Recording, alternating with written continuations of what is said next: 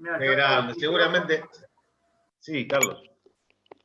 Seguramente se va a ir sumando alguien más en el transcurso, pero bueno, siempre, digamos, la plataforma nos permite que se vayan sumando y seguramente alguien siempre se va a ir, está llegando o por ahí se le complicó y se va a ir sumando en el camino. Bueno, primero, la formalidad de la presentación, aunque no hace falta que la hagamos. Podríamos estar una hora hablando de los pergaminos, mi compañero, pero lo vamos a definir con las frases que él se define en el Twitter: médico de barrio, del trabajo, militante peronista, profesor de la universidad, escritor, presidente del diario Activista, Instituto Dorrego, y también participa en la red de laboratorios públicos y la producción pública de medicamentos. Un referente social, y eso creo que también es uno de los títulos más importantes. Cuando uno por ahí que no es médico, que no tiene mucho conocimiento en medicina y no sabe muy bien dónde posicionarte, fíjate dónde está Rashid y parate de ese lado, diría yo, que seguramente vas a estar del lado correcto. Así que bueno, un compañero, como él se presentó, que además es asesor de la gobernación en todo lo que es el tema médico, un médico sanitarista. Y bueno, escucharlo justamente, agradecerle en primer lugar, porque sabemos las múltiples ocupaciones y la realidad que estamos atravesando en cuanto a medicina, el COVID, y que nos dedique una porción de su tiempo, para nosotros es un verdadero orgullo. Agradecer a compañeros de las distintas instituciones que están participando, de ADEF, de Bancario, de Federación Gráfica, de la CTA, de Curtidores, que también se van a ir sumando seguramente y que van a participar de la charla, acompañados de las secretarías, de la Fundación Excelencia, de la FARRA, de Comisión de Jubilados, del Centro de Jubilados, el compañero Antonio Galati también, que trabajó mucho para poder generar el nexo, que también es titular de la Intersindical de Jubilados, a los compañeros del Frente de Personas Mayores. Y bueno, sin más y para aprovechar el tiempo a lo máximo posible, la idea es que bueno, el doctor nos exponga un poco sobre la temática del presente y futuro de este bicho que nos está invadiendo, COVID-19, hablar un poco del sistema sanitario actual. Sé que también hay muchas ideas de mejoras, de implementaciones, y después seguro haber un espacio para el ida y vuelta, la consulta, las preguntas, para que todos aprendamos y nos llevemos un poquito más de formación, de conocimiento después de esta charla. Así que, compañero Jorge, lo dejo en el uso de la palabra. Bueno, muchas gracias a vos, a Carlito, a Antonio, gracias por convocarme. No lo veo a Nin por ahí, Carlitos, le vamos a poner media falta a la Fundación Excelencia, así que bueno. Lo voy a echar, lo voy a echar. Bueno, y miren, la verdad es que con los títulos de la charla que puso Néstor deberíamos estar 4 horas o 5, porque imagínense, hablar de la pandemia, hablar del sistema de salud, hablar de la situación actual, hablar de la guerra a nivel internacional, es como, yo voy a tratar de hacer una síntesis para que podamos ubicarnos donde estamos parados. Y tengo que arrancar de atrás porque si no, no se entiende.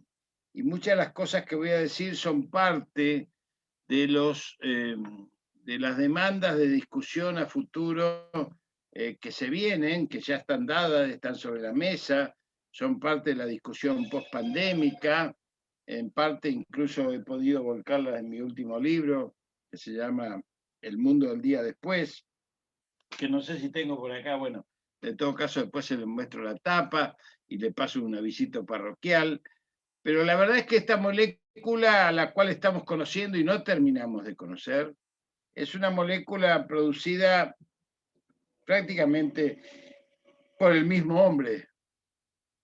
Lo que pasa es que la molécula instintivamente se dio cuenta de que estaba viviendo en un huésped que iba a desaparecer como desaparecen 1000 especies de fauna y flora por mes a partir del calentamiento global.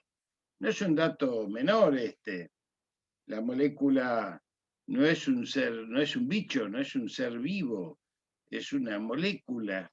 ¿Cuál es la diferencia? Que necesita parasitarse, no es una bacteria. Usted Ustedes con una bacteria la identificamos, hacemos un hemocultivo, la identificamos, mirá, se trata de un estafilococo, bueno, hagamos un antibiograma, hacemos el antibiograma, nos da el antibiograma el palito con el cual pegarle y le pegamos a la estafilococo, al virus no podemos hacer eso, porque el virus es intracelular, penetra la célula y se reproduce una vez que penetró en el cuerpo humano, porque pudo transformarse por sus proteínas de ser huésped de quizás el parolín, vaya a saber de qué otro animal, y a través del murciélago y de otros animales vivos, pudo llegar a las huestes de los seres humanos. Y se encontró con un menú interesante, un menú importante para parasitar. O sea que, primera reflexión, la molécula es producto de una crisis civilizatoria que ya vivíamos. Esa crisis civilizatoria que ya vivíamos y seguimos viviendo es parte de un mundo invivible. ¿Por qué?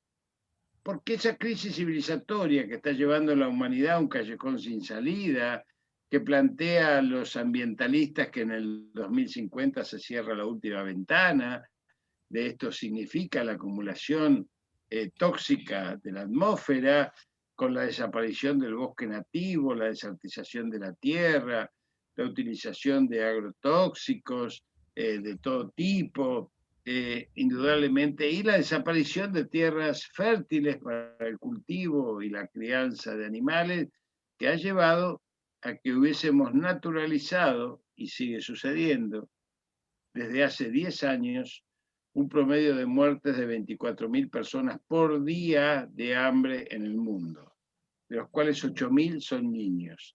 Esto algunos ya me lo han escuchado decir, y yo les digo que nunca se declaró una pandemia por este tipo de cuestiones.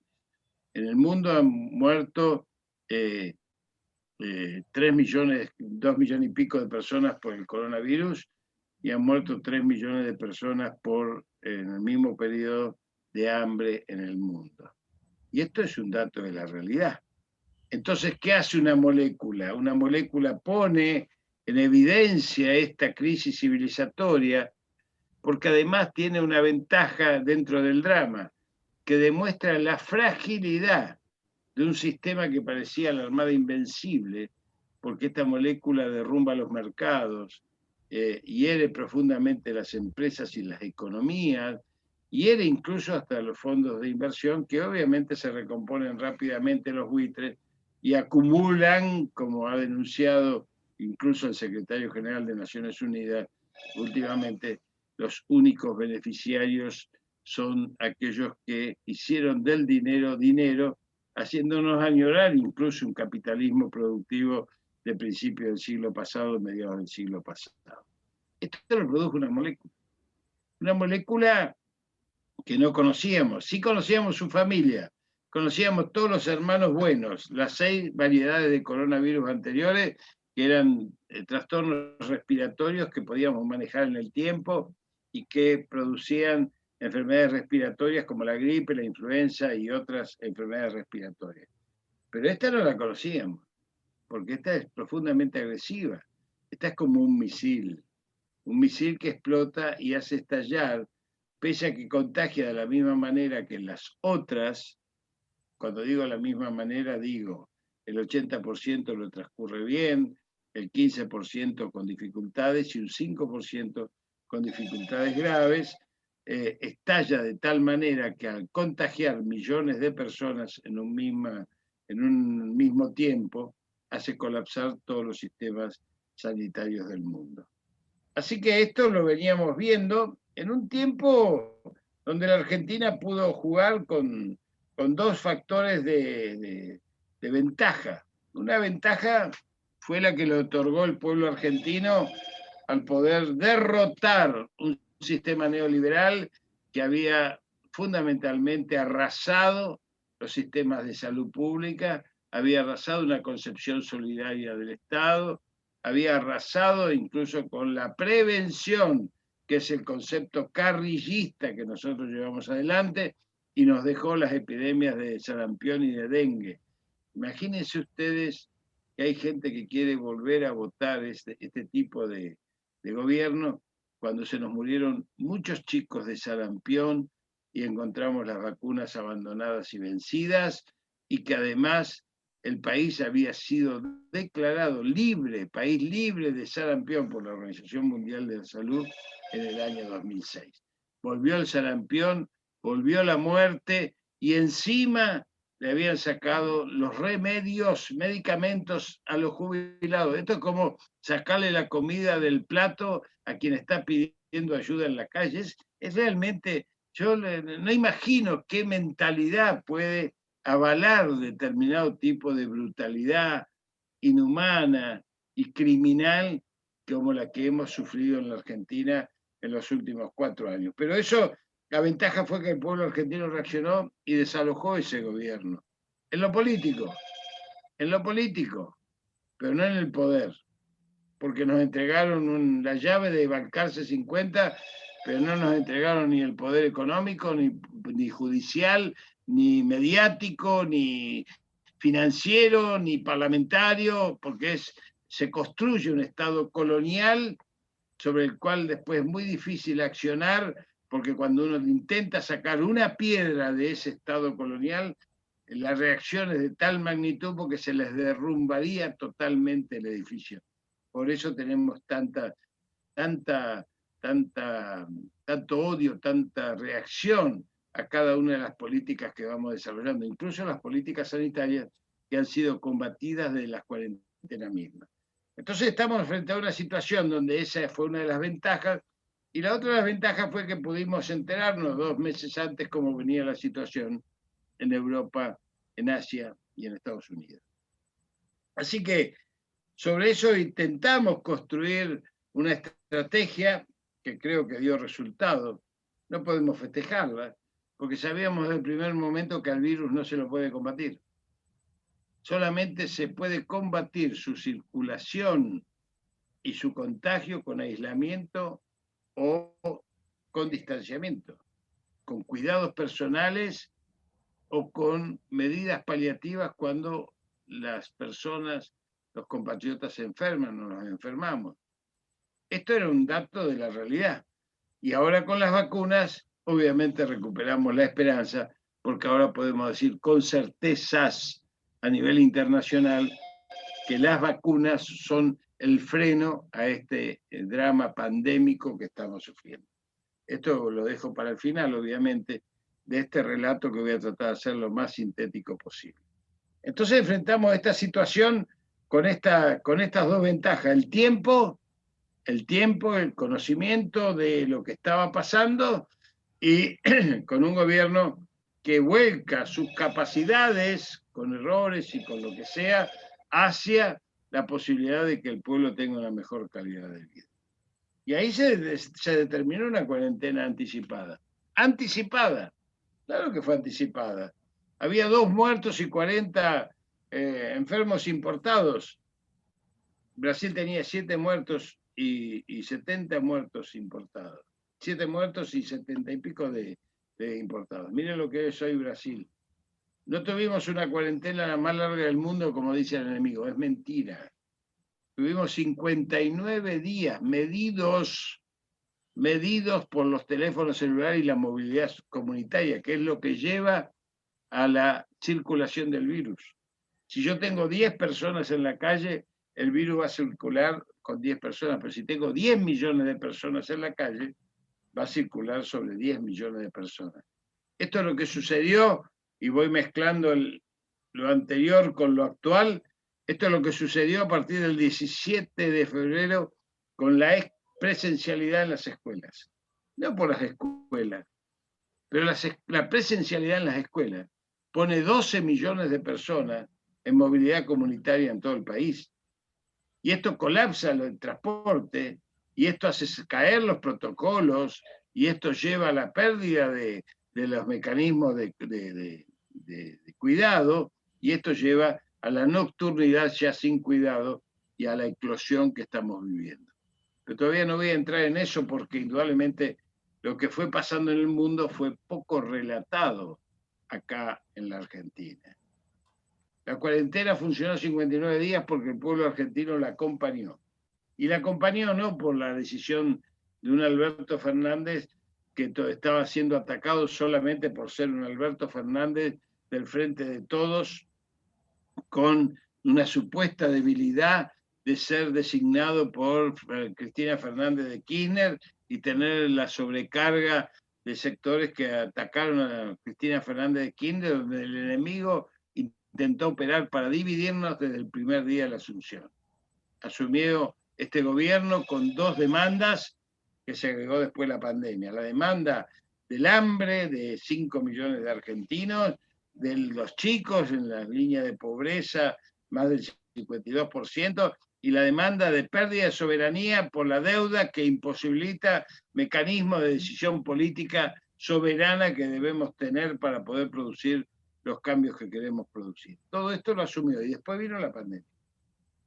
Pero el pueblo argentino lo aceptó porque empezó a ver las fosas comunes en Central Park, empezó a ver las fosas comunes en Manaus como la estamos viendo hoy, empezó a ver las fosas comunes en Bérgamo, Italia, los camiones refrigerantes cargados de cadáveres en España. Esto es lo que empezó a ver el mundo y empezó a ver también la Argentina y los argentinos. Durante 59 días juntamos esfuerzos de no contagiarnos y esto salvó miles y miles de vidas.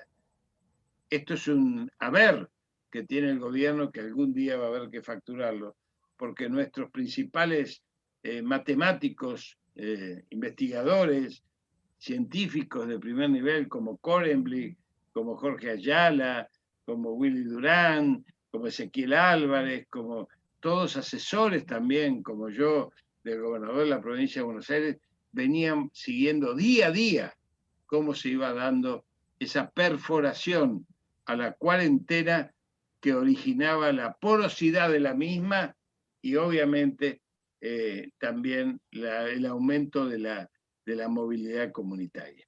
Pero claro, en el mundo también pasaban cosas que acá no podían mostrarse. Por ejemplo, la jerarquización del Estado como ordenador social, desplazando al mercado y volviendo a recuperar su rol de planificador estratégico de las políticas públicas y en especial de financiador de la salud. Nadie hubiese pensado hace poco tiempo, 2 años, que países dominados y trabajados y conducidos por procesos neoliberales o conservadores férreos como el de Alemania se iban a quedar con empresas del Estado. Esta mismo que está proponiendo APSE y Carlos Minucci y todos los sectores que apoyamos la nacionalización de los servicios públicos, porque si son servicios públicos son derechos humanos. Si son derechos humanos están protegidos constitucionalmente. Y si están protegidos constitucionalmente y son derechos humanos, no pueden estar al servicio del lucro. Dicho esto, digo, los países centrales, a los cuales siempre refiere el enemigo como ejemplo, terminaron nacionalizando empresas y nacionalizando, en el caso de Italia, algún servicio público, o como el mismo Trump, imprimiendo 4 veces y media su base monetaria. Estos que dicen no impriman, 4 veces y media imprimió Trump para darle de comer a 36 millones de desocupados, despedidos por la cuarentena. Entonces, este fue un daño muy importante desde el punto de vista teórico en la visualización de un neoliberalismo que sigue siendo supuestamente cultura dominante en la Argentina. Pero también sucedió algo muy importante, que el pueblo entendió que la solidaridad social compartida es aquello que permite enfrentar un destino común para darle lucha a una pandemia que se presentaba como dura y como muy difícil de controlar. Y esto realmente cuando uno convoca y el pueblo responde a la solidaridad social compartida, es porque se derrota el individualismo egoísta y meritocrático, que es el segundo pilar del neoliberalismo que empieza a deteriorarse. Esto sucedió en esa primera etapa donde tuvimos que salir a reconstruir en 3 guerras que nos enfrentamos. Voy a ser corto porque en otras charlas he sido más largo en eso, pero voy a tratar de ser lo más corto posible. 3 guerras enfrentamos. La primera de ellas, la reconstrucción del sistema sanitario. con un Ministerio de Salud que había sido degradado, una economía en salud que había sido disminuida en un 25%, medicamentos que no les llegaban a los jubilados, en fin, realmente tuvimos que recurrir a 5 barcos, buques completos de insumos desde China y 42 vuelos de aerolíneas argentinas. Esto se recuerda poco en esas primeras etapas pandémicas. Y tuvimos que hacerlo construyendo 12 hospitales modulares y terminando la construcción de 4 y equiparlos que estaban al 90% de construcción, y durante esos 4 años macristas no habían sido avanzados en su construcción porque su idea social es la del Estado mínimo al servicio del capital privado y del lucro. Estos son conceptos ideológicos, estos son conjuntos de ideas que dominan la mirada de quienes estamos del lado del nacional y popular, y que tendríamos que juntar los brazos en esa fragmentación que ha hecho de nosotros el enemigo en los últimos 45 años. Pero bueno, este tipo de lucha, lo que no te mata te fortalece. Nosotros sabíamos que venía un proceso de vacuna, ¿saben por qué? Porque ya por mayo del año pasado ya veíamos que había en el mundo 137 laboratorios de investigación produciendo vacunas. Todo el mundo abandonó sus investigaciones anteriores. Todo el mundo dejó como, si uno tiene un misil y dice, no, ¿para qué quiero el misil si con la 9 milímetros me alcanza? Bueno, todo el mundo abandonó el arma que tenía en el proceso de investigación y se abocó a determinar la molécula, a ver cómo podía entrarle a la vacuna, y sabíamos que ya estaban las fases preclínicas y entrando en las fases clínicas para la elaboración de la vacuna en fase 1 y en fase 2, que son las que determinan que en la fase 1 que no mata, y en la fase 2 determina que la vacuna produce anticuerpos necesarios para la enfermedad, y la fase 3 que determina en millones de personas aquellos reportes adversos que se van dando en una fase que no terminó en ninguna vacuna todavía, porque es de 2 a 6 años, su proceso de elaboración de los perfiles de la vacuna para poder terminar la fase 3. Pero eso viene después en el capítulo que voy a hablar de las vacunas. Pero esa primera y segunda guerra de reconstrucción, segunda guerra de enfrentar la pandemia con una estrategia que era morigerar el impacto y aplanar la curva. ¿Quieren que les diga? Tuvimos éxito, pero no podemos festejarlo porque hubo miles de muertos. No se pueden festejar éxitos de estrategia cuando hay miles de muertos. Pero la verdad es que en la Argentina no colapsó el sistema sanitario, ni colapsó el sistema económico, gracias a los instrumentos. Es malo bien, como en cualquier guerra, al mínimo estado de compensación económica pudimos dar la batalla durante el año pasado. Entonces, estos éxitos, insisto, no podemos festejarlos, porque al saber que no podíamos derrotar el virus, teníamos que esperar a la vacuna. Pero la tercera guerra, después de enfrentar la pandemia, era una guerra que no esperábamos. Es una guerra deteriorante, desgastante, cruel, absolutamente difícil. Porque si esto es una guerra contra el virus, lo que nunca hubiésemos pensado, porque no sucedió en muchos países del mundo, es el ataque artero, vil, por la espalda de supuestos adversarios políticos, verdaderos enemigos del pueblo y de la patria. Y esto hay que decirlo con todas las letras. En ningún país del mundo existe una oposición tan salvaje, brutal, inhumana y criminal como la que existe en la Argentina, que cumple al pie de la letra el diseño estratégico de Estados Unidos, guionado, que lleva adelante y transmite Stephen Bannon, tratando de que no entren jugadores rusos y chinos en la cancha de América Latina, según ellos, su patio trasero. El Departamento de Estado de los Estados Unidos acaba de sacar una declaración diciendo que la introducción de vacunas rusas y chinas en América Latina es un peligro a la seguridad nacional de los Estados Unidos. Esto fue reafirmado por la Cuarta Flota, y esto es parte de un mismo escenario que se planteó para bloquear a Venezuela, a Cuba y a Nicaragua. seguridad nacional de los Estados Unidos, como si nosotros no tuviésemos también que defender nuestra propia seguridad nacional, y menos aún con una base de la OTAN en el Atlántico Sur, con proyección antártica y a los pasos interoceánicos. No me quiero meter por ahí, pero para que ustedes tengan una idea, estos sectores que dejaron de ser oposición para ser enemigos, son tan enemigos como los que se subieron a los barcos ingleses y franceses que venían a remontar el río Paraná en la vuelta obligado, y que eran los argentinos exiliados por culpa del dictador Rosas, el hombre más conocido del siglo XIX, el argentino más conocido del siglo XIX, junto con San Martín. Estos mismos personajes hoy se suben a cualquier tren para tratar de destruir, destituir y golpear al gobierno nacional y popular en función de destruir las políticas sanitarias de nuestro gobierno. Fíjense ustedes, cuando empezó la cuarentena era el eje sobre el cual transitaba de la dicotomía economía o salud, eje falso. Si la prioridad es la salud, la economía está subsumida a ese proceso. Como bien dice Adrián Paenza, cuando sonaban las sirenas en Londres, todo el mundo corría a las cloacas sucias llenas de ratas para salvar sus vidas, y ahí iban los ricos, los pobres, los indigentes, los comerciantes, los trabajadores, todos juntos a evitar las bombas. Acá estamos en una guerra pandémica y nadie quiere asumirla como tal, y mucho menos estos personajes que no tienen obviamente otra intención que dañar al gobierno nacional, pero en definitiva están poniendo de rehenes a 45 millones de argentinos. Entonces, el proceso que estamos transitando hoy es un proceso diferente. ¿Por qué? Porque empezaron a surgir las vacunas, pero nuestros enemigos combatieron primero la cuarentena por el tema de economía y salud. Después dijeron que el virus no existía.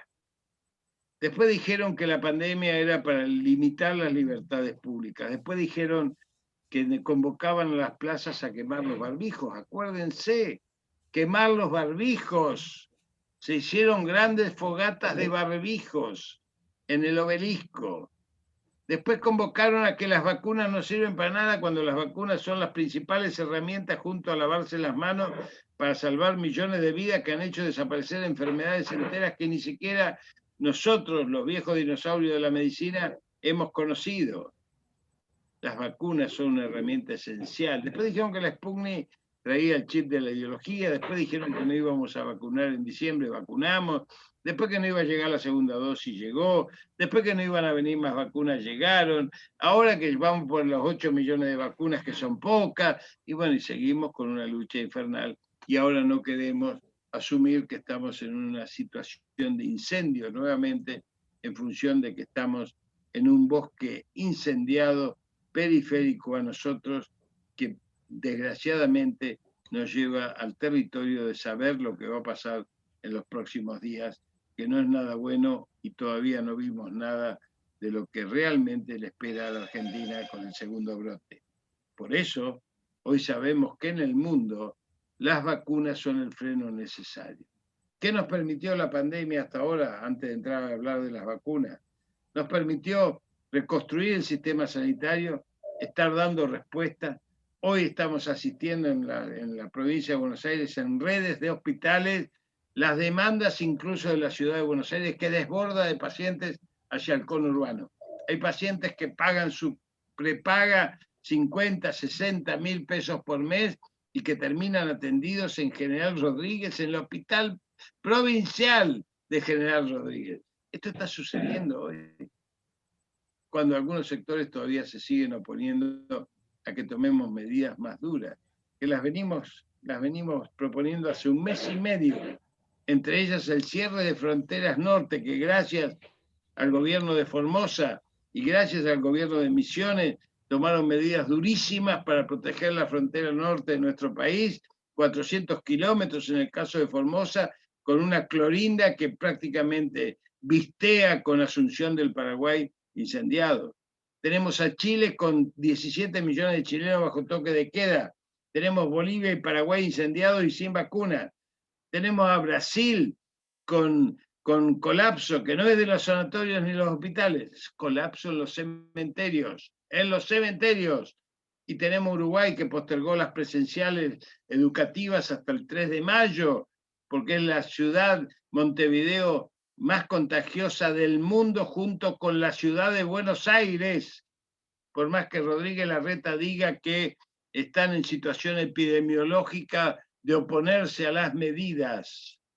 Esta es la situación. Estamos en un bosque incendiado con una casita en el medio, que es la Argentina, y pensamos que a nosotros no nos va a pasar, ¿Cómo vamos a pensar que no nos va a pasar a nosotros si estamos con la región incendiada, compañeros? Esto es un dato de la realidad.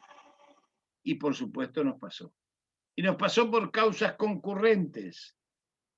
Desde el 17 de febrero, con la presencialidad en las escuelas, se produjo aquello que nosotros temíamos, no por la presencialidad solamente, sino porque la presencialidad en las escuelas implica 12 millones de personas movilizadas en las ciudades, en los lugares para llevar a los niños, para trabajar alrededor de la escuela pública o no pública y privada, de gestión privada.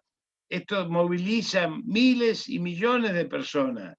Y esa movilización lleva a impactar sobre el transporte público, que empieza a perder los protocolos por demanda, y al caer los protocolos empiezan a caer los cuidados y la nocturnidad se transforma en un drama.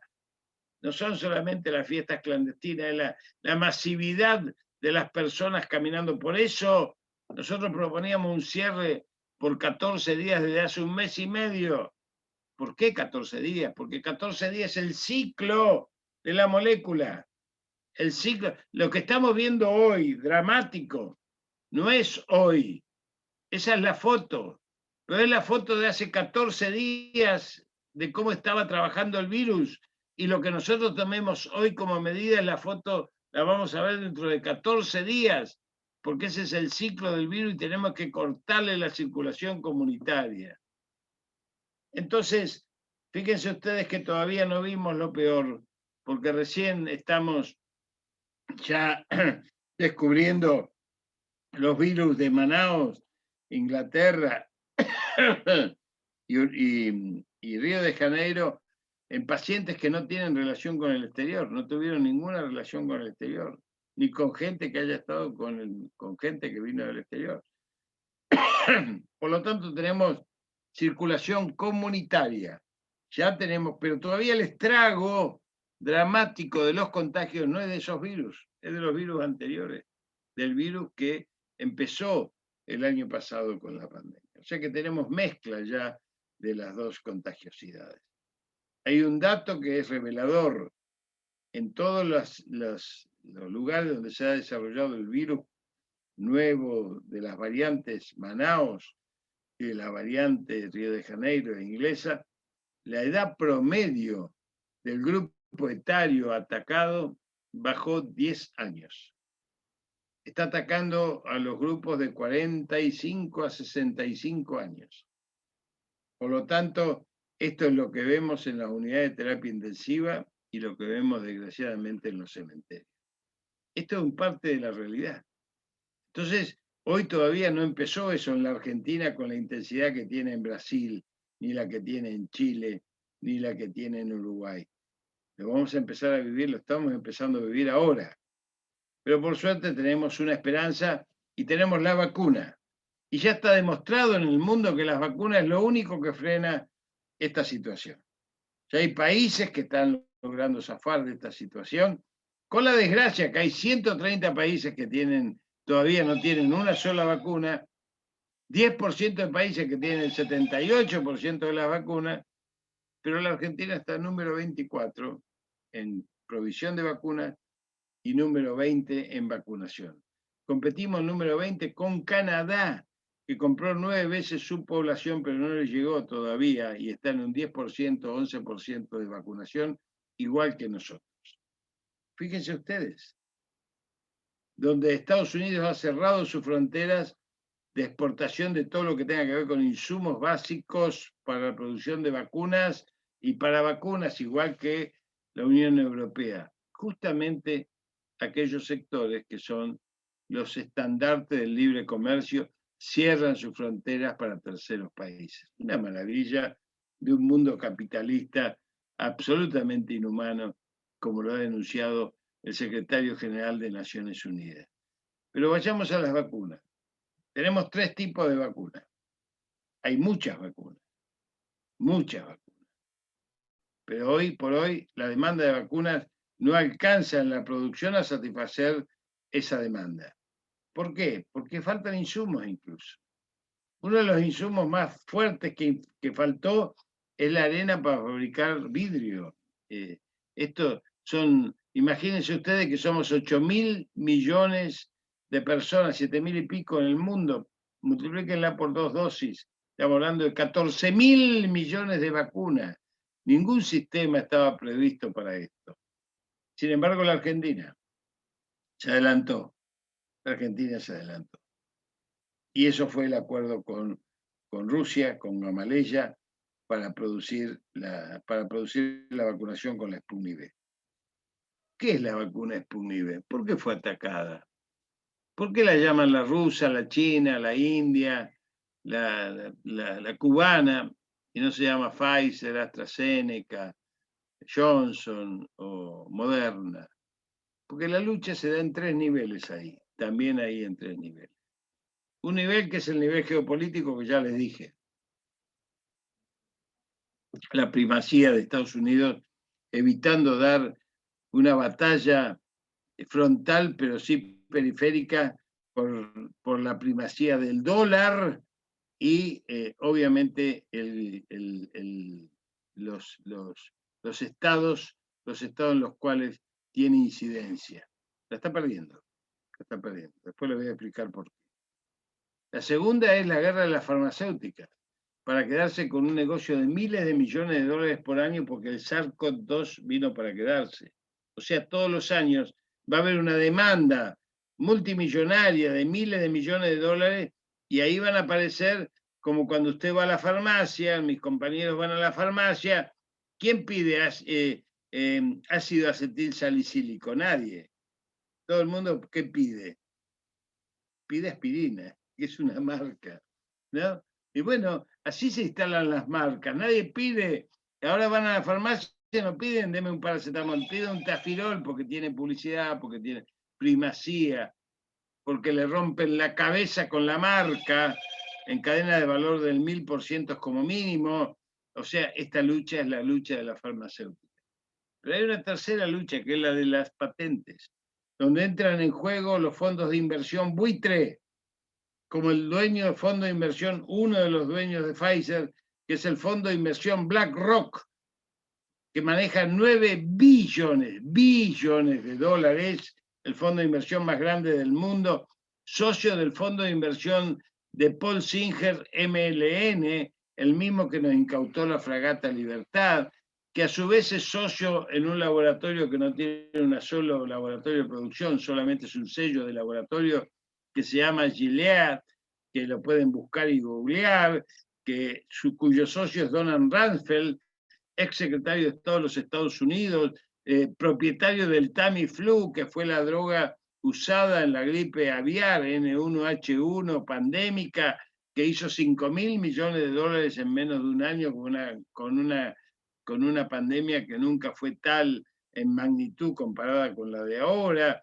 Y ellos dos, el fondo MLN, ese laboratorio como Pfizer y el grupo BlackRock, ¿dónde lavan sus dineros? Lavan su dinero en Goldman Sachs, el banco de inversión que todo el mundo conoce, pero nadie puede ir a una ventanilla a sacar un crédito porque lavan los dineros de todos los flujos corruptos del mundo, como corresponde, y que además tiene una característica, Goldman Sachs.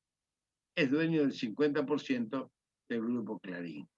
Y ahí es donde cierra, como dice Cristina Fernández de Kirchner, cierra todo con todo. Entonces, cuando vemos cuáles son los jugadores, nos damos cuenta de cuántos lobistas de Pfizer hay en la Argentina. Pero volviendo a las vacunas, yo le decía que la vacuna Sputnik es en su base biotecnológica similar a la vacuna de Oxford AstraZeneca. Las dos vacunas se asientan en un dispositivo biotecnológico de un adenovirus ADN, un adenovirus que se usa como vehículo para penetrar los sistemas inmunológicos de los seres humanos. Este vehículo, por eso se usa, ya fue usado en las crisis pandémicas del MERS y en la crisis epidémica del ébola, con buen resultado. Por lo tanto, a este vehículo se le ponen unas proteínas, no voy a entrar en los detalles, unas proteínas del coronavirus, a los fines que cuando entra en el sistema inmunológico comienza a disparar los anticuerpos. Pero después les quiero decir algo con respecto a los anticuerpos. No solamente las vacunas en general producen inmunidad por anticuerpos, sino que hay una inmunidad más importante que generalmente no se mide porque es muy cara, que es la inmunidad celular, la de los linfocitos T, que es la memoria celular que adquiere el organismo. Y les voy a dar un ejemplo de eso.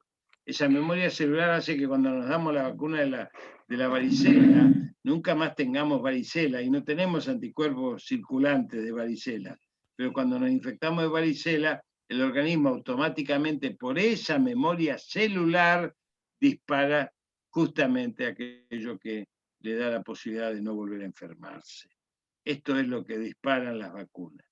Estos adenovirus son adenovirus de humanos, los de Oxford, que también usa adenovirus, la diferencia es que los rusos usan dos adenovirus diferentes, por eso la dosis número 2 no se puede dar como uno y viceversa, porque indudablemente tiene un efecto de ampliación de la cobertura que le ha dado la mayor efectividad.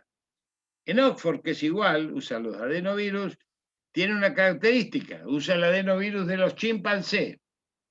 Por eso le gustan los gorilas, porque ese es del chimpancé. Por eso los gorilas querían la de Oxford, hasta ahora que empezó con los problemitas que tiene con los reportes de coagulación intravascular y esas cosas.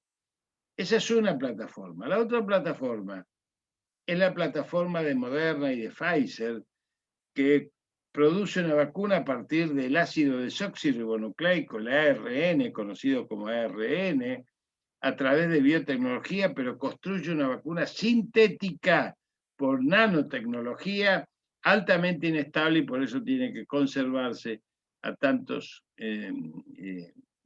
grados centígrados de frío, porque es altamente inestable. Todas las demás vacunas, todas, las 6 vacunas que hay en China, las 3 de la India, las 5 que tiene Cuba, están hechas sobre base del coronavirus atenuado. O sea, las 3 bases tecnológicas son esas, con algunas variantes, como por ejemplo la Soberana 2 de Cuba, que le agrega proteínas antitetánicas para ampliar la cobertura justamente de la respuesta inmunológica. Sería difícil entrar en esto, pero para que ustedes tengan idea, hoy tenemos en fase 3 millones. Cuando sale en un diario, en un medio de comunicación, en especial de aquellos medios que dejaron de ser de comunicación, que son los medios hegemónicos y forman parte de estos lobbies y de estas concepciones maniqueas del todo nada, pero fundamentalmente coloniales de la política, sale que hubo reportes de efectos adversos en una vacuna. Siempre hay reportes de efectos adversos en fase 3. La fase 3 no está terminada. La fase 3 dura de 2 a 5 años. La fase 3 es una fase que se desarrolla justamente en el anuncio de los efectos adversos para ir corrigiendo. En todos los efectos adversos de la de AstraZeneca se comprobó que era una enfermedad de base, a veces no detectada en algunos pacientes, que es la enfermedad trombocitopénica y que esto producía los efectos adversos reportados. Por lo tanto, a partir de ahora se va a incorporar en los protocolos que esas personas que tienen trombocitopenia sean tratadas de manera diferente antes de darse la vacuna. Esto es lo que sucede en el mundo. Entonces, hoy estamos parados frente a esta posibilidad. La Argentina contrató 20 millones de vacunas Sputnik V, después la amplió en 10 millones más, pero ahí se produjo lo que se produjo en Europa cuando Pfizer y AstraZeneca dejaron de proveer los contratos que habían adquirido con la Unión Europea. La Unión Europea compró a Astra y a Pfizer, con las cuales hoy en especial con Pfizer están en juicio muchos países, entre ellos Italia y España, contra Pfizer por incumplimiento de contrato, porque compraron a 14 euros el frasquito, y Pfizer empezó a proveer y dejó de proveer a mitad de camino porque encontró compradores en Canadá, Estados Unidos, Gran Bretaña, Japón y Israel a $30, $32, $35 el frasquito. Por lo tanto, son tan capitalistas, tan salvajes, que dejaron de proveer a la Unión Europea. Entonces la revista Lancet, que tenía la misma certificación que teníamos nosotros 2 meses antes, lanza que la vacuna Sputnik es buena. Entonces eso hace que los países europeos vayan sobre Rusia, demanden. Ustedes imagínense, muchos de ustedes son cuadros políticos, Putin fregándose las manos diciendo vengan pichones europeos a mí, porque la alianza ruso-europea es una de las principales demandas que tiene el proceso de consolidación de Rusia en el mundo, por eso están haciendo el gasoducto Citrian 2 con Alemania. Bueno, los países europeos fueron a Alemania, a Rusia. Gamaleya sacó un comunicado pidiéndonos disculpas por las demoras que esto iba a producir, porque no le alcanzaba con Corea del Sur, con India y con China, más Rusia, para producir la cantidad de demanda que tenía, y por lo tanto empezó a buscar mercados alternativos para producir su propia vacuna, y eso cerró contratos con Alemania, con Francia, con Italia, con España y con Richmond, Argentina, para que se produzca la vacuna Sputnik acá. Todo esto está sucediendo, todo esto está en tiempo real. La Argentina contrató entonces 30 millones de 20 más 10, contrató 22 millones de biociencia AstraZeneca, que se produjo el proceso de producción de antígeno acá en la Argentina, el principio activo, que se mandaron 36 millones de antígenos a México, primero 12 millones, pero México, ante el cierre de las fronteras de Estados Unidos, los campeones del libre comercio, no pudieron llegar los microfiltros para el fraccionamiento, no pudo producirlos. Entonces Bioscience, Sigman, tiró los 12 millones que fueron después directamente a AstraZeneca a Estados Unidos, pero AstraZeneca a Estados Unidos no está autorizada a producir vacunas, aunque no está autorizada la vacuna, no a producir, no está autorizada la vacuna por presión de Pfizer, que es la armada imperial de Estados Unidos en todo el mundo. Ustedes no tienen nada más que ver el contrato que nosotros rechazamos y que ahora se conoce que firmó Brasil, donde declina todo reclamo soberano en los juicios y en litigios con Pfizer. Lo pueden encontrar. Salió publicado el contrato de Pfizer con Brasil en un desliz que tuvo en las instituciones brasileras, porque los contratos hay que publicarlos, aunque este era con reserva absoluta secreta de confidencialidad, pero salió 2 días y eso permitió poner en circulación en el mundo un contrato vergonzoso que arrodilla a Brasil frente a una empresa como Pfizer manejada por un fondo buitre. Entonces, Estados Unidos incautó esas vacunas, que nosotros tenemos 22 millones para nosotros, que estamos produciendo para 150 millones de latinoamericanos, y ahora se está destrabando a través de Cancillería y negociaciones bilaterales con Estados Unidos en una apropiación indebida que ha hecho Estados Unidos de esos principios activos. Pero como esto venía entonces con dificultades, más los 9 millones de COVAX, que es el fondo de la Organización Mundial de la Salud, que este domingo llegan 900.000 vacunas por KLM directamente desde Holanda.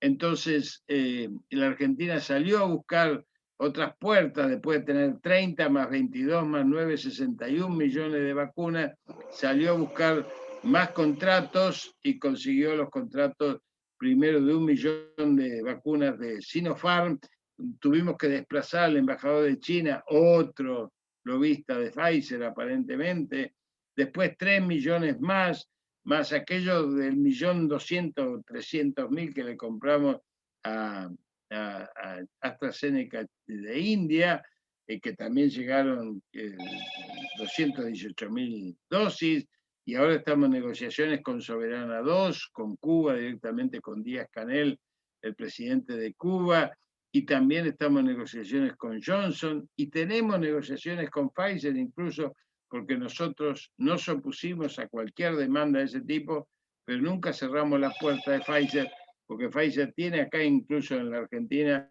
laboratorios muy prestigiosos. Los trabajadores de Pfizer no tienen nada que ver con este manejo de los fondos de inversión, y seguimos negociando, y si se avienen a nuestras condiciones, entrará Pfizer también, porque Pfizer ya le falló también, no solamente a la Unión Europea, sino a Chile, que compró millones de dosis y solo llegaron 500.000 dosis a Chile, por eso tuvo que salir a comprar de urgencia una vacuna que nadie quería, como Sinovac, que es la que está dando Chile y la que está dando Uruguay, con muy baja inmunidad final en su producción, que también es buena para frenar la pandemia, porque las vacunas evitan que vayamos a terapia intensiva y al cementerio, no evitan que nos enfermemos. Por eso se enfermó Alberto Fernández. Era como la vacuna de la gripe que nos damos todos los años, los que somos dinosaurios, nos damos la vacuna de la gripe y no pasa nada. Nos enfermamos de gripe, pero no nos lleva a etapas críticas, ni a complicaciones, ni a neumonía. Entonces hay que entender esto, porque las vacunas nos dan esa inmunidad, pero también nos dan no solamente la inmunidad de anticuerpos, sino la unidad de memoria, como les dije antes, de memoria celular.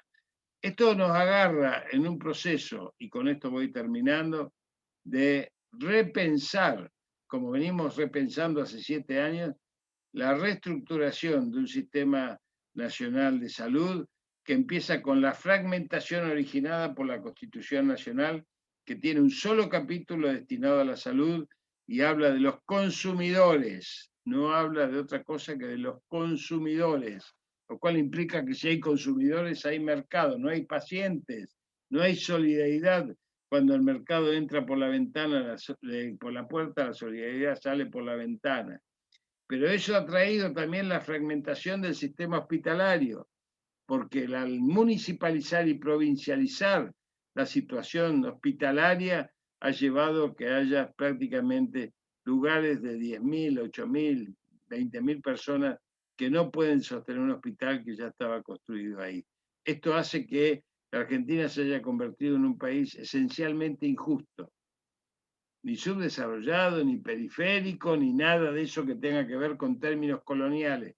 Injusto, porque un chico que nace en Maimará, Jujuy, o que nace en Pirané, Formosa, tiene una expectativa 5 años menor de vida que un chico que nace en Capital Federal, Rosario, Córdoba o Mendoza.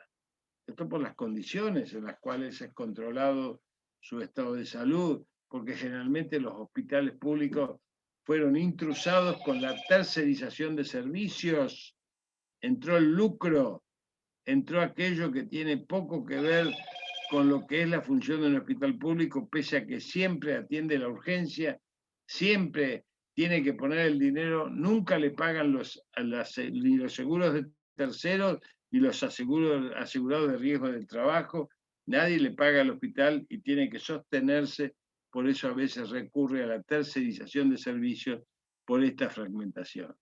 Pero fueron también intrusadas las obras sociales frente a la crisis del 2001. Ya venía con un diseño del Banco Mundial, es el Banco Mundial el que destroza los sistemas solidarios de salud en todo el mundo y los sistemas educativos. Ahí veo gente de UTCTera, las escuelas express de los años 90, que fueron quizás una de las causas más feroces de destrucción de la conciencia colectiva, sobre todo en la capital federal, en la ciudad de Buenos Aires, de esa conciencia colectiva de la necesidad de la educación pública y gratuita, entonces incorporaron las escuelas express con la excusa de que no había aulas, de que era mejor contratarlo privado. Era el famoso dicho de que es lo mismo fabricar caramelos que acero de los años 70. Esto el Banco Mundial lo llevó adelante junto con la fragmentación y la destrucción de las obras sociales a partir de la desregulación de las obras sociales y el arrasamiento del PAMI con la gerenciación de los servicios. Pero no está todo perdido. Los sistemas solidarios de salud en la Argentina son 4. Obras sociales provinciales, obras sociales sindicales, el PAMI y el sector público hospitalario. Entre los 4 aportamos el 91% de la inversión de salud en la Argentina. El tema es que esta inversión tiene todas las mangueras para afuera. Hay que poner las mangueras para adentro. Tenemos que usar nuestra propia capacidad instalada. Tenemos que hacer un sistema de escala y de seguridad social en salud que impida que los prestadores externos jueguen con nosotros con esa fragmentación. Y esto es lo que estamos logrando hace 7, 8 años.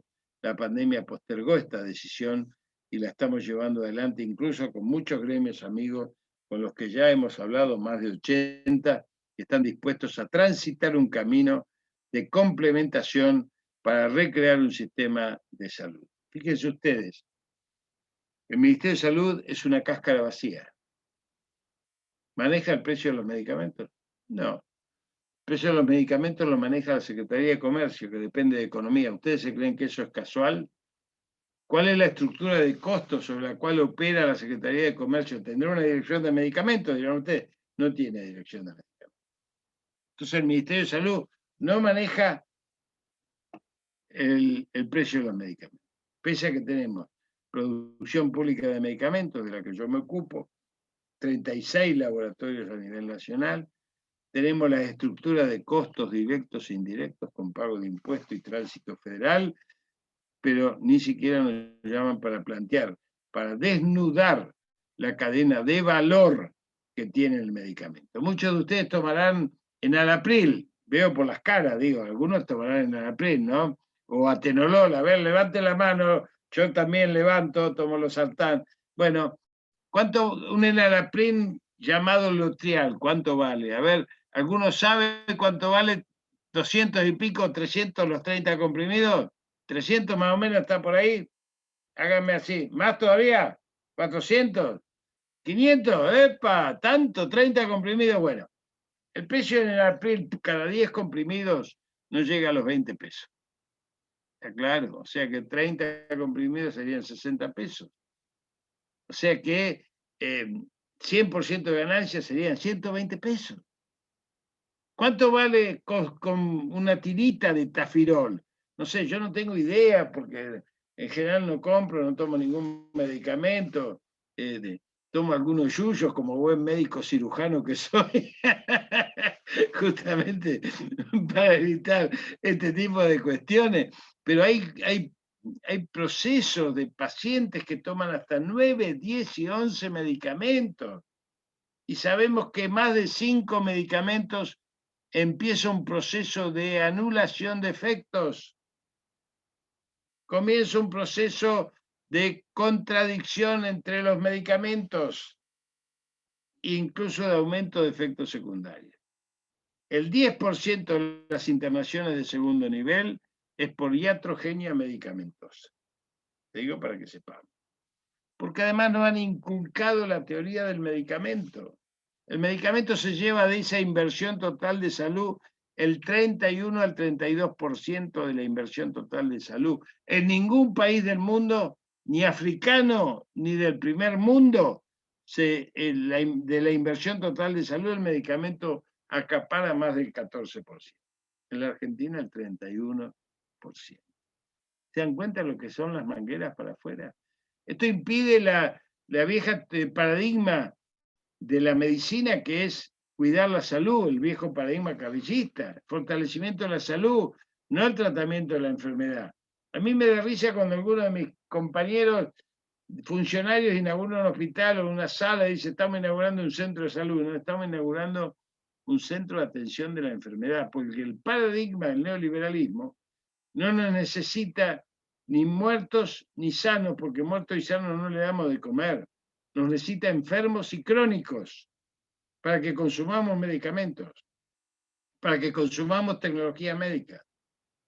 Por eso el Ministerio de Salud está desnudo, porque tampoco controla la entrada de los medicamentos en la Argentina, porque eso lo tiene la ANMAT, que es un ente autárquico creado por los laboratorios en la década del 90. No es gratis los estamentos del Estado colonial que crea el enemigo. Y también tampoco maneja ni los accidentes de trabajo, ni las enfermedades profesionales, ni el dictamen de invalidez, donde está la base de datos de las enfermedades prevalentes que llevan a la invalidez a los argentinos. Esto lo maneja la Superintendencia de Riesgo del Trabajo, que depende del Ministerio de Trabajo de la Nación. Tampoco maneja la Superintendencia de Servicios de Salud, que controla todas las obras sociales, las prepagas y el programa médico obligatorio, porque eso está quioscado en función de la división de la política. Tampoco maneja entonces los protocolos de salud, porque tiene que discutirlos con el COFESA, el Consejo Federal de Salud de las 24 provincias. Y podíamos seguir la larga lista de lo que no maneja. ¿Qué maneja entonces el Ministerio de Salud? Maneja los líos, como esto de la pandemia, las luchas, las compras, pocos hospitales, muy pocos, todo se está manejando, pues está manejado por las gobernaciones y los distritos, y maneja los planes del Banco Mundial. Entonces ahí tienen los planes Nacer, Sumar, en fin, Remediar. Son todos planes que vienen financiados sin un programa que pueda abonar a una decisión política de una planificación estratégica en salud.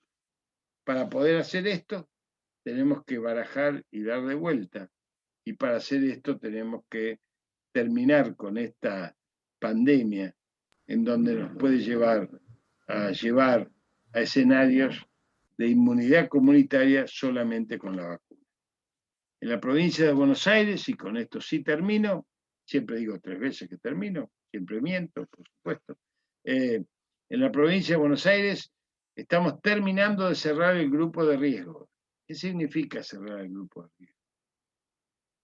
Tenemos vacunado el 95-96% de los trabajadores de la salud, estos héroes que han dado más de 380 muertos en todos los niveles, junto con los maestros que han muerto, atendiendo a los comedores, los trabajadores de la educación que han muerto atendiendo a los comedores, los trabajadores territoriales que han muerto atendiendo a los comedores durante todo el año pasado, verdaderos héroes de nuestra batalla, estaban en la primera línea de batalla, tendrán que ser homenajeados a futuro como fueron homenajeados tardíamente los héroes de Malvinas.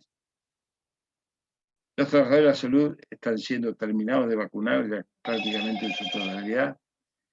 Los mayores de 80 están vacunados, los mayores de 70 estamos prácticamente en un 80%. Estamos vacunando hace semanas ya a los mayores de 60. Tenemos vacunado el 30% de la policía y los trabajadores territoriales con comorbilidades severas y tenemos vacunado el 50% de los trabajadores de la educación docente y no docente, 250.000 personas. Nos faltan 3 a 4 semanas para terminar de vacunar el grupo de riesgo primario, el universo objeto, desde el punto de vista epidemiológico. ¿Esto qué significa? Significa que si cerramos el grupo de riesgo, le estamos arrancando a la parca, le estamos arrancando lo que explica el 85% de las muertes de los 58.000 muertos fallecidos, desgraciadamente, que tenemos en la Argentina. Esto es muy importante, es un paso trascendente poder terminar en 4 semanas, a más tardar a mediados de mayo, el tema necesariamente del grupo de riesgo cerrado y vacunado. En primera vacuna en algunos, en segunda vacuna en algunos, menos, pero ya con la primera vacuna nosotros conseguimos arrancarle a la parca a la gente de terapia intensiva y de los cementerios. Y esto nos parece muy importante. porque además el virus, los virus nuevos, los que están arrancando ahora, en esta fase dramática que todavía vamos a vivir, van a atacar a la gente más joven. El virus, y con esto sí termino, el virus es una molécula que no es inteligente, es instintiva. ¿Qué hace el árbol cuando uno le pone una pared adelante? Busca con ramas caprichosas la luz del sol, ¿o no? Hace eso. Bueno, eso es instintivo, nadie diría, tengo un lapacho inteligente, nadie sería tan estúpido decir eso. Sin embargo, dicen la molécula es inteligente. No, no es inteligente, es instintiva. Cambia sus proteínas, porque ya pudo parasitar a todos los grupos de riesgo, le cuesta más encontrar grupos de riesgo, que es lo que ofrece el menú que está a la altura de la mano. Si usted entra a una chacra de manzanas, primero va a comer la manzana que está a la altura de la mano, después va a tener que poner una escalera para poder ir a comerla. Esto hace el virus, se prepara para atacar franjas etarias más jóvenes que tienen inmunidad natural, inmunidad que da la biología, son más sanos, pero también son más numerosos. Así que la molécula cambia sus proteínas, se pone la servilleta y entra ya a parasitar a las nuevas generaciones. Tanto es así que los cementerios y las terapias intensivas de todos los países que vienen con esta cepa ya en forma de virus comunitario, de infección comunitaria, de incendio comunitario, virósico pandémico, ha bajado la edad en 10 a 12 años, tanto en terapia como en los cementerios. Y esto hay que tenerlo presente. Al ser más, ataca más y tiene un 70% más de contagiosidad. Por lo tanto, estamos en esta situación difícil, donde teníamos que disminuir la movilidad como eje fundamental y por eso suspender 14 días para evitar el ciclo de la molécula y ver qué pasa dentro de 14 días, porque hoy estamos viendo la foto de 14 días para atrás. Entonces tenemos que evitar y ver cómo hacemos con aquello que tiene que ver con la posibilidad de dar una respuesta central desde el punto de vista epidemiológico, y esto era el cierre total por 14 días que veníamos proponiendo hace mucho tiempo. Por eso yo creo que es importante este tipo de charlas, porque nos transforma a cada uno de nosotros en voceros de esta nueva realidad. Las vacunas van a seguir llegando, vamos a seguir vacunando y vamos a tener la posibilidad de llegar a inmunidad comunitaria por allá por agosto, septiembre, octubre, cuando tengamos vacunado entre el 65 y el 70% de la población argentina. Con esto vamos a poder volver a una supuesta normalidad, por lo tanto la recomendación es vacunados y no vacunados, seguir cuidándonos efectivamente, seguir nosotros cuidándonos en todo, porque vamos a enfermarnos y vamos a contagiar. Por lo tanto, no tenemos derecho de enfermar a terceros por más que estemos vacunados, y los que no estén vacunados redoblar los esfuerzos para no contagiarse. ¿Por qué? Porque cuando los virus encuentran mayores niveles de contagio y parasitan y se reproducen 100.000 veces en 24 horas, van adquiriendo nuevas propiedades, van aprendiendo instintivamente hacia qué otros grupos dirigirse. Tanto es así que en la Argentina hoy el grupo etario que más ha crecido en contagios ha sido el grupo de los 13 a los 16 años. Y esto es un dato que no se dice, porque el virus también ataca a los niños, porque hemos tenido 28 niños menores de 7 años muertos en provincia, porque hemos tenido más de 300 niños internados, y en el país hemos tenido más de 300 óbitos muertos de chicos durante lo que va de la pandemia. Esto no se dice, se miente con esto, porque se mienten muchas cosas, porque hay intereses muy concentrados detrás del ataque a las políticas sanitarias. Y nosotros somos un freno a ese ataque justamente en la deconstrucción del discurso del enemigo, que no tiene ni patria ni pueblo por delante, sino que solamente tiene objetivos políticos, canallas, miserables, criminales y brutales. Así que esta pelea es una pelea que va para largo y muchos de nosotros estamos dispuestos a darla como esos héroes que tenemos entre los trabajadores de la salud, los trabajadores de la educación y todos aquellos que le están poniendo el cuerpo para que el pueblo argentino recupere la solidaridad social compartida de un modelo biocéntrico que nos amigue nuevamente con la naturaleza e impida futuras pandemias que van a venir si seguimos con la destrucción del planeta. Bueno, muchas gracias. Bueno, en principio un aplauso a través del ciberespacio. La verdad que una de esas charlas que son para tener ahí archivadas, seguramente después lo vamos a subir al canal nuestro de YouTube y ser material de consulta para saber de dónde se inició todo y un poco bañarse de verdad, ¿no? Con tanta mentira que está dando vuelta. Ya hay algunas consultas en el chat. Yo arranco con una que siempre tuve en duda.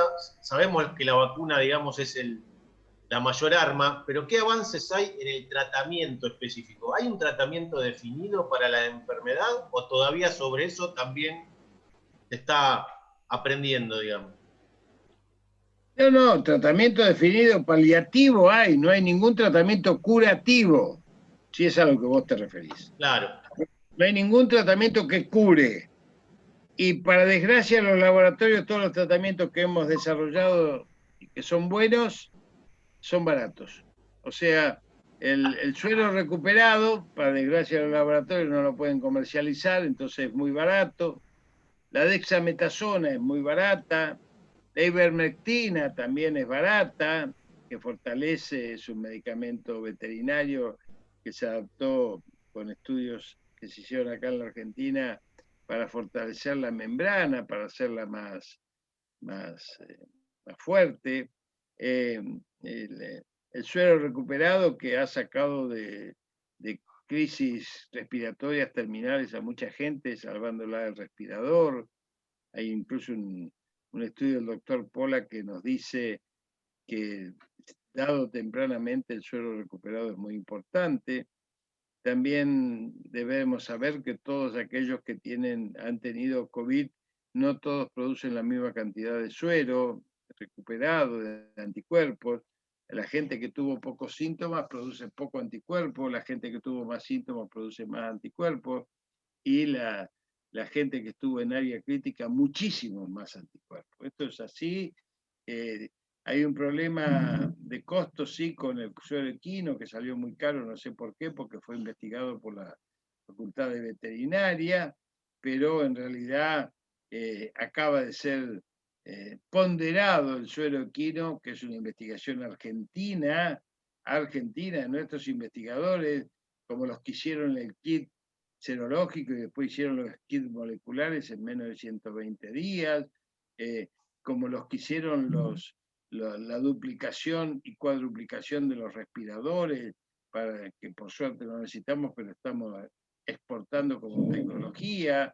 Nuestros investigadores maravillosos que están desarrollando vacunas argentinas, ya entrando algunos en fases clínicas, habiendo dejado atrás las fases preclínicas, y también nuestros investigadores que están investigando la membrana y la proteína que permite la entrada del virus. Es decir, tenemos jóvenes que a mí por lo menos me llenan de orgullo y satisfacción, porque tenemos un país donde el que me diga que somos un país subdesarrollado a mí, yo le digo siempre, ¿cuántos países tienen satélites dando vuelta en el espacio que sean nacionales, producidos por el país? Nosotros tenemos 2 y otro tercero para lanzar, lo cual nos puede dar independencia tecnológica a futuro. Ustedes piensen qué estaríamos haciendo nosotros en este Zoom si no tuviese, si Google decide darnos servicio. Piensen eso nomás. ¿Cuánto vamos a tardar en tener que construir un Google propio, como están haciendo los chinos? ¿Sí? Eso lo podemos hacer con satélites. Pensemos con pensamiento crítico que tenemos que tener soberanía en las decisiones. No nos pueden apagar desde las plataformas internacionales. ¿Cuántos países tienen radares triple D? Que son radares que se usan no solo en la radarización de aeropuertos, sino radares militares, los producimos nosotros. ¿Cuántos países producen vacunas como producimos nosotros el 50% del calendario de vacunas? Entonces que no nos digan que somos subdesarrollados. No, seguro. Tampoco que nos digan que somos periféricos, porque no somos periféricos de nadie. Somos nosotros por sí y para sí. Somos la conciencia americana, mestiza, morena, criolla y profunda que viene de los ancestros de nuestros pueblos originarios hasta los últimos inmigrantes. Identidad en construcción, pero no somos periféricos. Ni subdesarrollados ni periféricos. Somos un país que quiere dejar de ser colonia. Y esto es tan importante como hace 70 años atrás. Por eso vamos a construir los próximos 70 años para nosotros. No le quepa la menor duda. Ojalá sí sea. Bueno, acá el compañero Rubén Vites pregunta, ¿se sabe por cuánto tiempo inmuniza la vacuna? Ya tenemos los tiempos que llevamos de vacunación, o sea, la mayoría de las vacunas que se están aplicando ya tienen un año de desarrollo en fase 3, lo cual implica que eso ya es un año de producción. Tiene más continuidad. Tienen más continuidad los anticuerpos de la vacuna que de la enfermedad. La enfermedad, cuando uno cursa la enfermedad, los anticuerpos comienzan a caer entre los 3 y los 6 meses. La vacuna ya lleva un año. ¿Por qué? Porque la vacuna, por esa inmunidad que yo le decía celular, va recreando su memoria inmunológica y va produciendo cada vez más anticuerpos. Después del día 14 la vacuna, la cantidad de anticuerpos es infernal, pero el día 70, 80 tiene todavía más anticuerpos porque sigue produciendo el sistema inmunológico vacuna en un ritmo progresivo. Así que esa es la inmunidad que ya está comprobada. Es más, le puedo dar una noticia, nos parece, en función de lo que estamos evaluando por los niveles de anticuerpos, insisto, los niveles de inmunidad celular es muy difícil, muy caro hacer ese tipo de seguimiento, pero por los niveles de anticuerpos nos parece que la vacuna Sputnik puede llegar a tener 2 años de inmunidad, lo cual abarataría muchísimo los costos de inmunización. El compañero Luis Méndez consulta si podría hacer algún comentario sobre el desarrollo del doctor Hugo Luján en Córdoba y de la predenominada Argenvac 221. No sé si... Sí, el doctor Luján es una vacuna que está desarrollando, yo hablé con él, una vacuna que si llega a entrar en fase clínica y logra desarrollarla, es una vacuna oral, sería un paso tan trascendente como el de la vacuna Sabin a la vacuna Salk, que era intramuscular.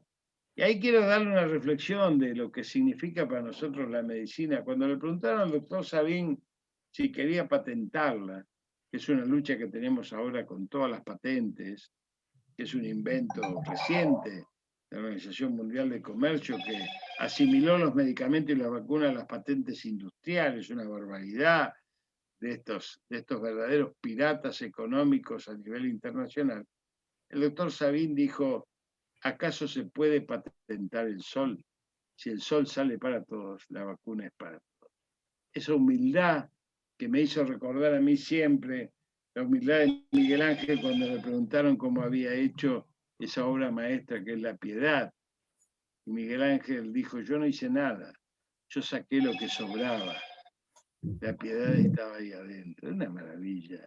Yo con esas cosas me reconforto de los seres humanos porque es donde me abrazo en este cálido encuentro con la sensibilidad y el amor que tenemos que tener por estar vivos y por ayudar al prójimo, que es en definitiva la tarea de todos aquellos que militamos las ciencias sociales y las ciencias humanísticas.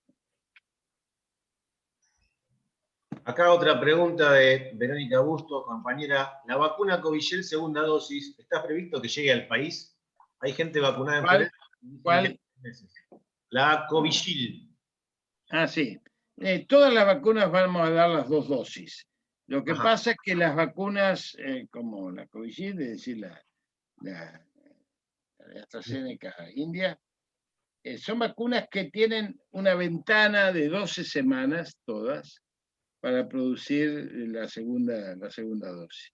Por eso nosotros estamos eligiendo como estrategia sanitaria dar la primera dosis que aleja a nuestro pueblo de la terapia intensiva y del cementerio, y esto nos alivia la posibilidad de tener demanda de vacunas sobre mucha población sin vacunar, porque 12 semanas nos da la posibilidad de pensar 3 meses para adelante, donde yo les digo que cuando el mundo se dé vuelta, va a haber 40 vacunas golpeando las puertas para que compremos.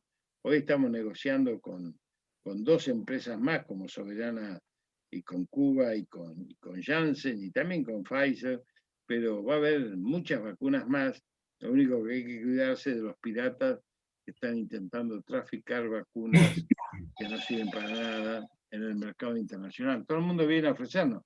Che, ¿no querés 2 millones de vacunas, 1 millón de vacunas? Este bizcochito se lo comió el enemigo cuando dice vamos a salir a comprar vacunas, como si fuese un mercado persa. No es un mercado persa, es un mercado absolutamente violento, difícil, duro, tanto es así que, insisto, la Unión Europea fue defraudada en su totalidad por las empresas Pfizer y AstraZeneca.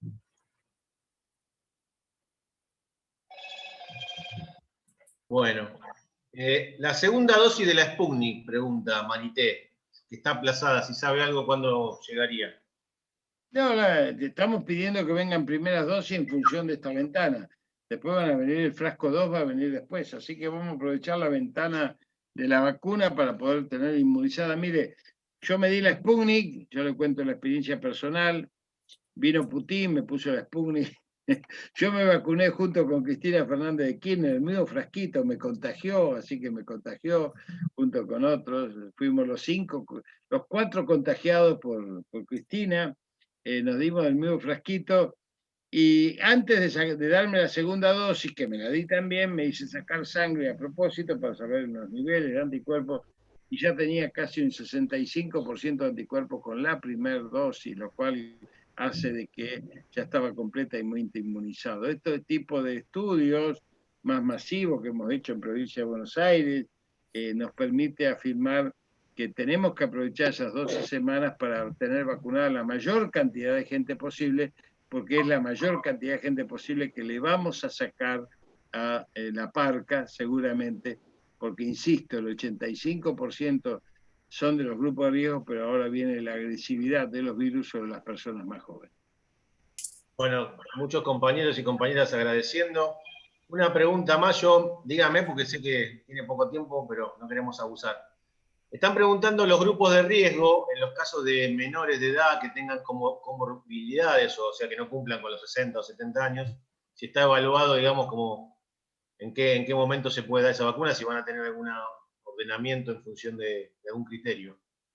Cuando terminemos con los grupos de riesgo de los 60 años para arriba, vamos a empezar a evaluar las comorbilidades, que no son todas iguales en la gente más joven, y eso se va a hacer, obviamente, con algo que ya estamos preparando, pero sería muy anticipatorio decirlo.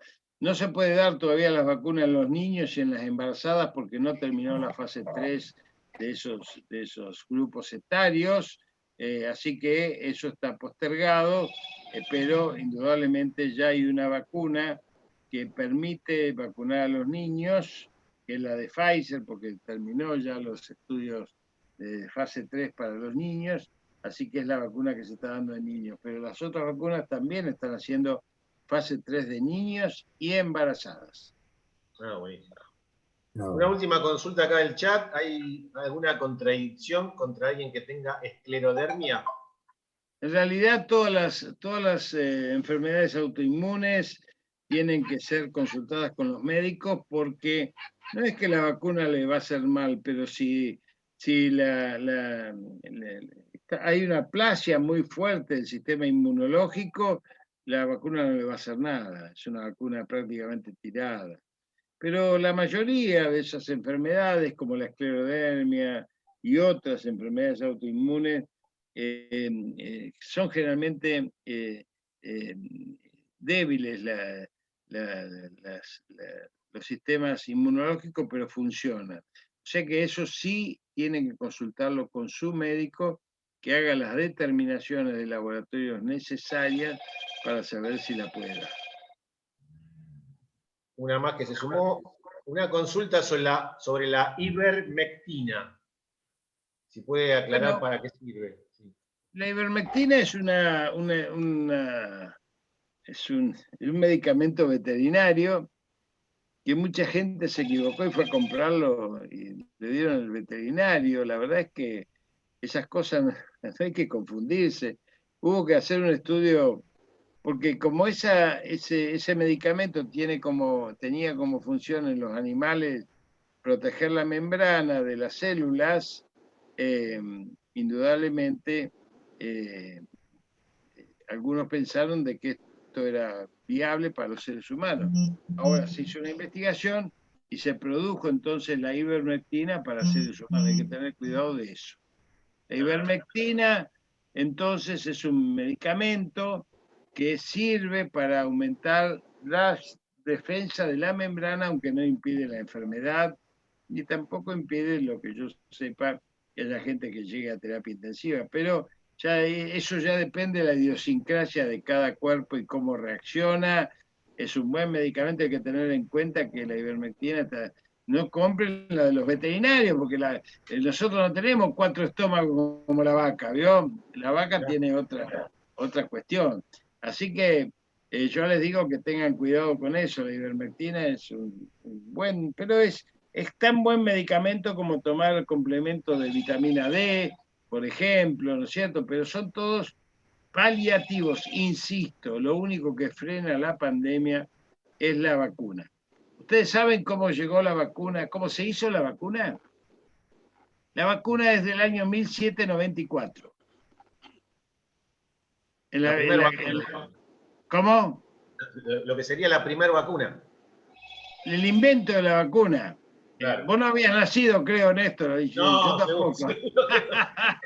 Bueno, en la peste de la viruela, en 1790 y pico, un investigador, un observador, epidemiólogo, médico inglés que estaba en Francia, observa que en aquella época el campesinado era muy fuerte, observa que los únicos que no se enfermaban de viruela eran los ordeñadores de la vaca. Y no entendía por qué esto. Entonces empieza a estudiar a los ordeñadores de la vaca, se da cuenta que todos tienen callo en la mano, ni siquiera usaban guantes, pero ningún ordeñador de vaca se enfermaba.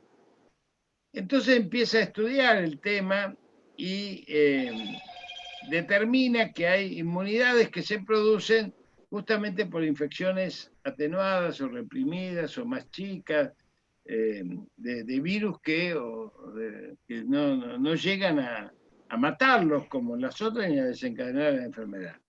Esto lo asocia él en un pensamiento crítico muy inteligente a que los chicos de los barrios más pobres, humildes, de París y todo, se enfermaban menos que los chicos ricos. Los chicos ricos eran muy frágiles y los chicos pobres eran más fuertes, resistían mejor porque iban inmunizándose. Entonces empezó a hablar de inmunización este médico, Jensen. Pero presentó estos estudios que empezó a hacer en la escuela, en la Academia de Medicina, lo sacaron volando, le dijeron, dejá, salí de acá. Más o menos como a Galileo en aquella época. Por eso se llama vacuna, porque viene de la vaca. Por eso se llama vacuna y no se llama de otra manera. Pero en el 1804, Napoleón hace una consulta a la Academia de Medicina diciéndole, me está matando más soldados la viruela que el enemigo, muchachos, déjense de embromar, denme algo. Entonces le dice, mira, acá hay un loco que dice que tiene una vacuna.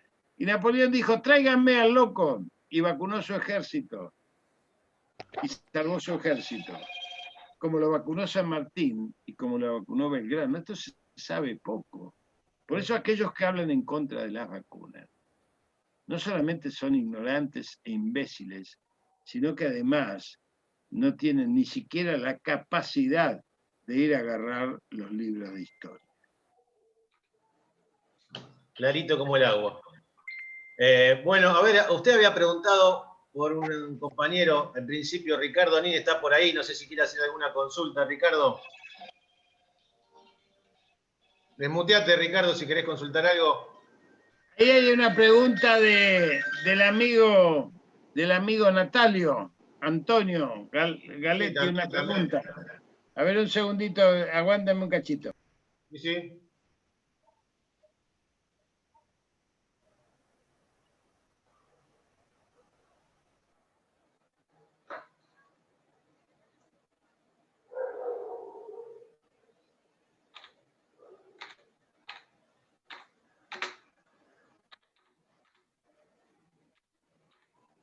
Ahí estoy, me llaman de todos los medios, porque hay otra cuestión, nadie le da, perdonen las compañías, nadie le da pelota a las radios del interior. Nadie quiere salir, yo salgo por Tucumán, por Santiago del Estero, nadie, llaman y saben lo que pasa. Yo la verdad es que a veces hay como un síndrome del funcionariado. Dice, hablamos, me dicen los productores, hablamos con el secretario, la secretaria de prensa, y nos dice, es del interior, mire, está muy ocupado, tiene el funcionario. Y las radios, nosotros necesitamos construir base de pensamiento en el interior del país, necesitamos atender las radios de todo el país. Hoy me hicieron un reportaje, 10 radios patagónicas nacionales que funcionan juntas y nadie le da bolilla, dice, no podemos conseguir un solo funcionario que salga con nosotros. Esto se los comento para que sepan las dificultades que a veces tenemos en la lucha cultural que hay que dar y que a veces nos cuesta tanto y nos lleva tanta vida, ¿no? Porque es muy desgastante, uno llega realmente muy cansado, digamos, de este tipo de lucha permanente. Así que, pero se los quería comentar porque justamente entró la llamada. Natalia, vos querías algo ¿qué pasa con la vacuna de la gripe, ¿no es cierto? Preguntabas. Ya te acordás que no te lo pedí con un WhatsApp, porque vas al vacunatorio y no te quieren vacunar, porque dice que el Ministerio de Salud no autoriza todavía. ¿Se puede averiguar? Mentira, mentira. Si pasaron 14 días de que te diste la vacuna, ya te podés vacunar contra la gripe. Mentira. Y si tenés PAMI, va y te vacunás. Ahora, si tenés alguna otra obra social, estás en lío, hermano. Yo tengo PAMI. Claro.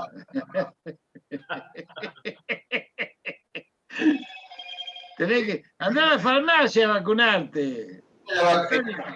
El vacunatorio Helios, que es de Estambulián, cuando está la campaña, no te quiere vacunar, estando en campaña, porque dice que el Ministerio de Salud no autorizó vacunarte. Bueno, esa es la pregunta que te había hecho la vez pasada. Sarasa, a Estambulián, bueno, no me hablé, no importa. Sí, estuvo en el Para mí hospital. lo tiene Jorge, que lo vea Peretta. Claro. Que lo vea Peretta. Ah, claro, Peretta. Que lo vea Peretta, que le da la vacuna. Bueno, a ver, yo no quiero sacarle más tiempo, la verdad, un placer. Mucho agradecimiento de cada uno de los participantes, porque no solo por lo que sabe, por lo que transmite, sino por cómo lo transmite, con claridad. Mandale un fuerte abrazo, hermano.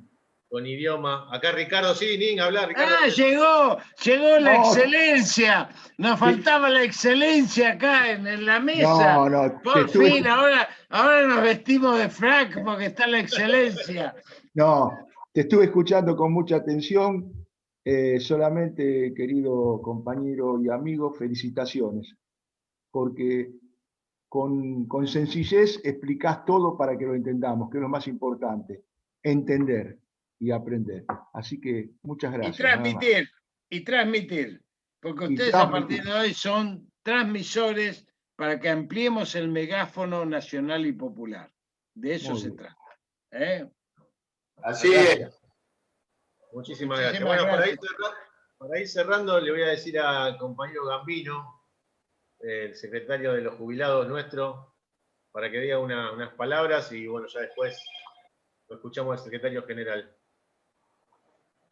Bueno, Jorge, gracias en nombre del Centro de Jubilados de APSE y la Comisión de Jubilados y Pensionados. Nosotros pertenecemos a un grupo etario realmente que estamos jugando el tercer tiempo, pero estamos en la lucha y te agradecemos que hayas homenajeado a nosotros el nuevo aniversario de la asociación con tu presencia. No te queremos colgar ningún pergamino, simplemente muchas gracias por tu entrega. Gracias, Jorge. Así es, gracias nuevamente en el mes que, como dijo Carlos al principio, estamos a días de cumplir los 63 años, digo bien, de la asociación, un 18 de abril. Así que bueno, Parecen más compañeros, jóvenes, parecen más jóvenes. ya estamos por dentro de la Gracias, vacuna. Jorge. Carlos, unas palabras para el cierre de la charla.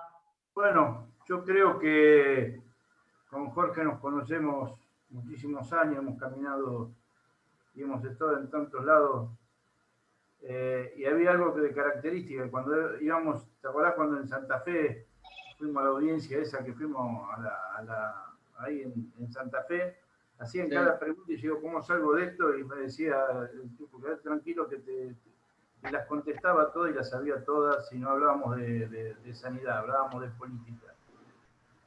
Y el Turco tuvo algo que el peronismo lo teníamos en los médicos. ¿Se acuerdan de Perón, cuando Perón hablaba de Matera, que decía, se peina, se parece a Gardel, se peina como Gardel, pero no canta como Gardel?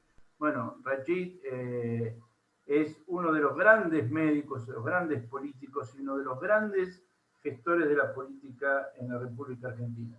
Yo aprendí mucho de él, caminé mucho, hemos compartido radios, hemos compartido vida, y vuelvo a decir, hoy la asociación no tomó conciencia de haberlo tenido a Jorge acá y en un momento trascendental de la República Argentina como es un momento de pandemia.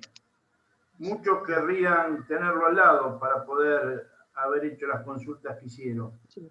Y yo lo que sí, para dejar abierto, digo, una vez terminada la pandemia, el primer invitado que vamos a tener va a ser a Jorge, para que no venga a charlar, para que venga a estar con nosotros y poder decirle la gratitud de este gremio hacia vos. Vos sabés que es tu casa, Jorge, sabés que todos te queremos muchísimo y que si hay algo que deja la militancia tuya es que cada vez que te vas dejas un amigo, y a nosotros cada vez que te vas no solo nos dejas un amigo, nos dejas un hermano y un integrante más de la asociación. Así que, Jorgito, muchísimas gracias, te queremos muchísimo, cuídate y cuidanos, y sabes que estamos agradeciéndote todos los días por el trabajo que venís realizando. Un fuerte abrazo, Jorge. Gracias, Carlito. No me hagas llorar porque soy medio llorón ya a esta altura de mi vida. Yo te conozco. Bueno, Yo te conozco. chao. Gracias. Un fuerte aplauso y muchas gracias. Un aplauso.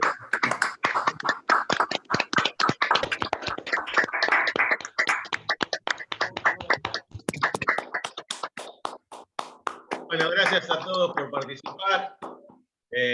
Muy fructífero. 2 horas invertidas, invertidas en conocimiento, en formación, en un montón de cosas que uno escucha de una manera distinta. Gracias, Carlos. Gracias a todos los compañeros de distintas organizaciones que participaron. Y nos estaremos viendo pronto en alguna lucha, seguramente. Bueno, gracias. Chao, chao. Chao, Néstor. Chao. Gracias, Néstor. Gracias por todo. Gente, a todos.